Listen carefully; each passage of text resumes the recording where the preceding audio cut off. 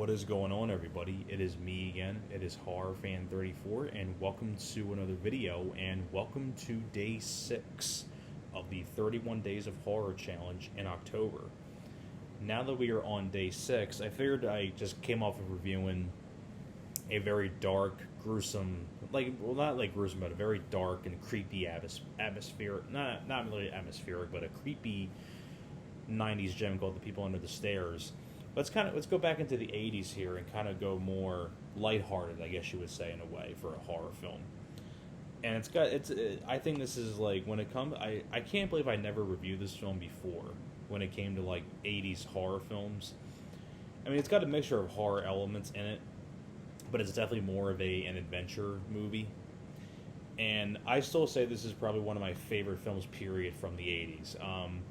I didn't see this till much later in life, to be fair. But I fell in love with this film ever since I first saw this, probably like a decade ago. I think I saw this back in like 2010 when I got this DVD, and it's a really fun horror adventure. And that review is going to be on The Monster Squad. The Monster Squad came out in 1987, directed by Fred Dekker. Yep, the year before this had done Night of the Creeps, which is a great one. And then sadly after this did RoboCop 3 and then never directed ever again, sadly. But it was also written by Fred Dekker and Shane Black. Shane Black actually the same year wrote Predator, actually the same year as this. And the Monster Squad, I mean, what more can you say about the Monster Squad that hasn't been said before? Like, if you grew up in the 80s, you would definitely know this title, The Monster Squad. Basically, you know, it's when I think of it as like a horror adventure mixed with it's Goonies but horror, pretty much. It's like a Goonies adventure, but it's done in a horror style. And the basic idea is that you have this group of these group of kids, and basically all these monsters get released, and like Count Dracula, Frankenstein, the Wolfman. Count Dracula has to retrieve an amulet coin, and in order to give him control between good and evil in the world. And then basically Count Dracula ends up calling a lot of his friends, like, you know, the Frankenstein monster, the Wolfman, the Mummy, things like that. And then basically it's up to these kids to try to stop these monsters and stop Count Dracula from taking this coin. And pretty much that's the idea of the film. Now, first off, what first makes this film work is the cast. The group of kids that you have in here, you have like Andre Gower, Ryan Lambert, Ashley Bank as the kids.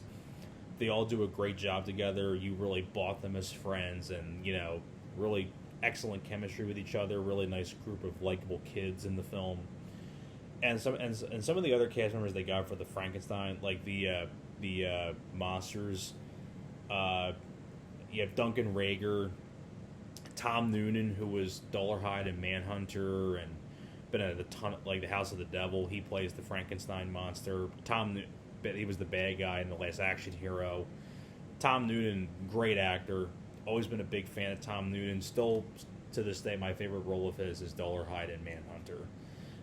But he does a great job in here as the Frankenstein monster. Other people, you have Stephen Mott, who was in Graveyard Shift. You know, I'm going to get you that role on Star Search. That guy in Graveyard Shift, he plays one of the kids' dads. For the little bit he's in, he does a great job. And I never knew this as well. Now that I'm looking back, two of the executive producers on this film were Rob Cohen and Peter Hyams.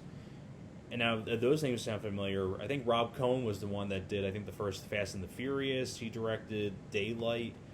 And then when Peter Hyams, like, this guy directed, like, End of Days and Time Cop, Sudden Death, and Stay Tuned, and tons of other stuff. Narrow Margin. So it's pretty cool that both of these were actually an executive producer. And another thing, too, like, so first off, the cast makes this film work.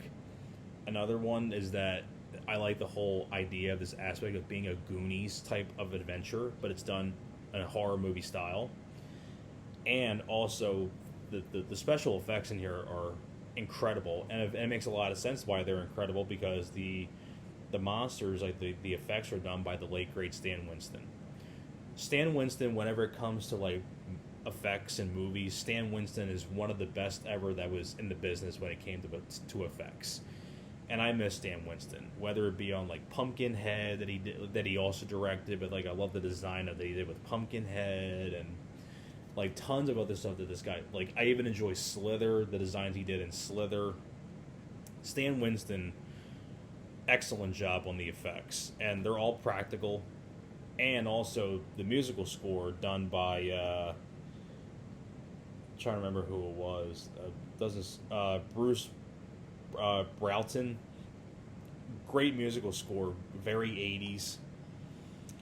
And it's just a really fun adventure movie. If you like The Goonies and you want to see it done horror movie style, this is the film for you, because it's carried by a really good cast of characters. Like I said, like the group of kids, that's like a big aspect for the film that's really has to be strong. You need to have a nice, likable group of kids to be the heroes of the film. And whether it be like a film like The Goonies, like that really worked really, really well because those kids were really, really likable, very relatable. You can easily root for the kids.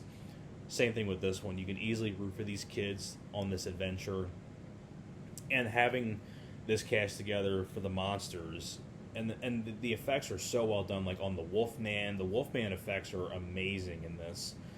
Like I said, the Frankenstein monster, the Mummy, and Count Dracula, like all the effects on the monsters are very well done. And it's just a fun ride. I mean, it's literally an hour and 19, it's 82 minutes long, so it's less than an hour and 20 minutes. And it goes by quick, and it's a fun ride. It's a fun horror movie, adventure style, Goonies type movie. And, you know, and I really enjoy this film. I still think this is one of the best films out there when it comes to the 80s. And I will say that pick up this DVD, the 2-disc 20th anniversary edition. Pick up this DVD. Has 2 commentary tracks, one with the director and the kids, the 3 kids, and has a excellent making up documentary where they interview Fred Decker, they interview Andre Gower, Ryan Lambert, and Ashley Bank, who were the kids. They interviewed Duncan Rager, who was Count Dracula. Tom Noonan's in the documentary, who played Frankenstein. So they get a lot of people for the documentary. And it's just an overall, like, excellent DVD and a great, great 80s adventure horror film. I mean, I don't know what else more I can say about the Monster Squad that has not been said before. If you're a big fan of 80s movies and you like those kind of like style of movies, the Monster Squad is definitely worth your time. So that is pretty much it for my review for the Monster Squad. Thank you very much for watching, and I will see you guys next time.